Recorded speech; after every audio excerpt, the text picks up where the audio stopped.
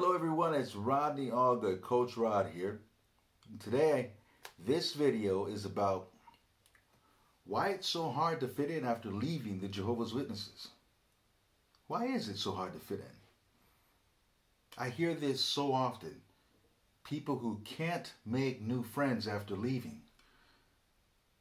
That's the most difficult part, right? We're social creatures as human beings, and we come from a place where that was so important. Community was so important.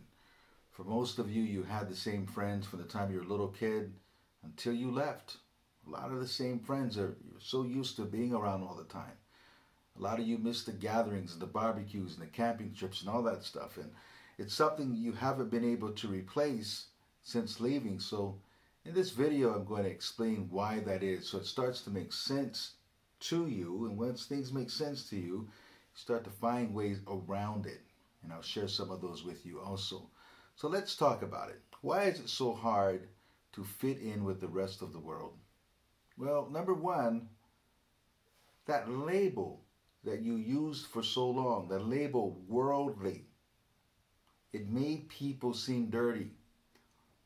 Now you can't use a word like that for years and years and years and years and suddenly have it not affect you. You've tainted your subconscious mind as to how you feel about people who are not witnesses. That doesn't just go away when you leave. You still carry that. It's a wiring, it's a programming that's still in your subconscious mind. Some of you still use the word worldly, applying it to people. How's this going to help you? How's this going to help you draw close to them because you have a negative connotation on that word?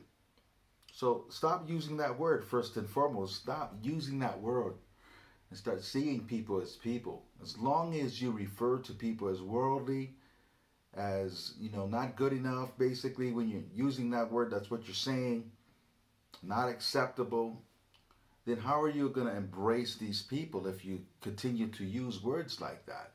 Okay, but you have to remember, whether you use the word or not, it's still stuck in your brain a lot of times where you are looking at people through those lenses.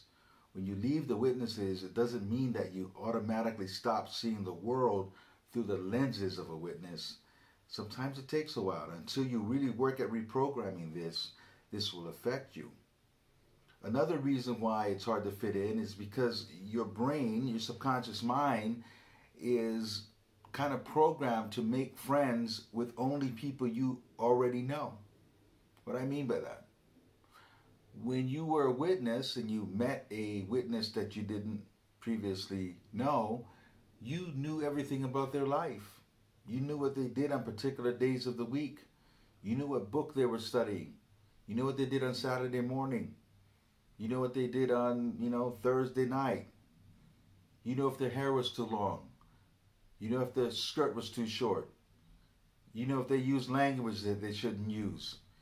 You knew if they had an attitude that was wrong. You knew if they were strong or weak or whatever stuff we used to say back then, right? You could just pin somebody down so quickly. You knew what to expect. So you were comfortable with people who were new in your life because you knew so much about them before you even met them. There's a kinship. Well, the rest of the world doesn't operate like that. When you meet someone, you know nothing about them. They're a stranger to you. You know nothing. You don't know what they believe about this or that, or politics, or sexual orientation, or whatever. You don't know anything about them. And for a lot of us, that makes us uncomfortable because we're not programmed to accept people that way. So that creates this judgmental way of seeing the world. And Jehovah's Witnesses are very judgmental, right? So as soon as we see something that doesn't agree with our programming, we have this subconscious judgmental attitude about a person. And again, that keeps us from getting to know people. There's a trust factor that we don't have with people who weren't witnesses. We were taught not to trust people that weren't witnesses. That doesn't automatically go away after you leave. So there's a trust factor. Because they're worldly. Because we observe something about them that maybe we wouldn't do. or maybe we weren't exposed to. It makes us uncomfortable. It makes us create a gap, a space between us and them. You see? See, as witnesses, people liked you when you were in school. People liked you. People trusted you. People really liked most witnesses. But you never allowed them close to you. You always made an excuse, right? If they wanted to do something, if they wanted to get close to you, you always managed to create space. So they were acquaintance. You like them, they like you, right? But you never closed the gap. You don't stop doing that just because you leave. Witnesses tend to only be comfortable with people who are agreeable. So even after you leave the organization, you're only comfortable with people who think like you, because witnesses all think alike. So we don't know how to agree to disagree. We don't know how to, discuss things that are difficult. In the organization, we were concerned about appearances, not about being real, about appearances, right? So we all were trying to be agreeable with each other, not real with each other, but agreeable with each other. Well, the rest of the world is just fine with being, with differing points of view, differing ideas, differing belief systems. And we weren't raised to think like that.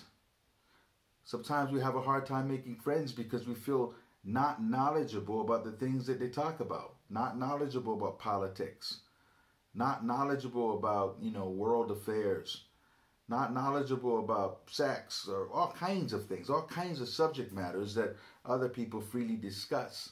We might feel very, very uncomfortable with that. So again, we create space so that we don't have to have those discussions. Sometimes we create space, and when I say creating space, I mean subconsciously creating space. Sometimes we create space because we don't really want them to know about us. We don't want to talk about the Jehovah's Witness past. We don't want them to know we were a Jehovah's Witness. They might think we're a freak or something. They might not accept us. So we don't want to get real close because we don't think that a big part of our life is relatable to them. So we kind of keep it to ourselves. So we're afraid to expose our past. Sometimes we create space with people and we won't allow that space to close because we may be uncomfortable with the questions they ask, right? People of the real world ask very direct questions, right? When you were a witness, you didn't have to deal with that. People didn't talk about what was real. They just talked about very surface things. Witnesses didn't go deep with each other. They just were concerned with appearances and they just kind of operated from this shallow level. Well, people in the real world will ask you some doozies, right? Some really tough questions, and they're comfortable with it. As witnesses, we're not. Again, we didn't really know the people that we were around. We thought we did. We knew them on the level of being a Jehovah's Witness, but we didn't really know them intimately at all. So you're uncomfortable getting to know people on that level because you never had to do it. And the last thing that makes you uncomfortable a lot of times is that you don't realize it, but you may have never had real friends. What you had was comrades. A friend draws closer to you when you're going through tough times, when you're struggling with things. A comrade releases you and pushes you away when you're no longer a part of the thing that brought you together. See, friends go through the thick and thin. Witnesses abandon you for the most part when you're going through a struggle, when you're going through something. They're not there for you. They judge you. The elders always tell you to come to them with your issues. Go to the elders for help. There's no help. There's judgment, right? So that keeps you from really being real with anyone. And you'll find that these people are comrades because the second you left, they were gone. That's a comrade. That's not a friend. A friend draws closer to you when you're going through things. So you may have never practiced having a real friend, ever. You might not know how to make friends. You may not have ever had real friends. So of course you're struggling as you get out into the real world because you may not know the definition of a friend. So all of these things take you being inquisitive, takes you, looking within yourself and admitting that I need to learn these things. But hopefully that made the subject make sense to you if you're struggling with this. Hopefully I said some things that, really, really touched you. And you can begin to address these things and in the future I'll do another video showing you some things that will help you to make friends, to get past some of these roadblocks. So I hope this video served you and made some sense to you. Make sure that you press the link below and join our private Facebook group, the Empowered XJW group. A lot of encouragement there, a lot of positive people there.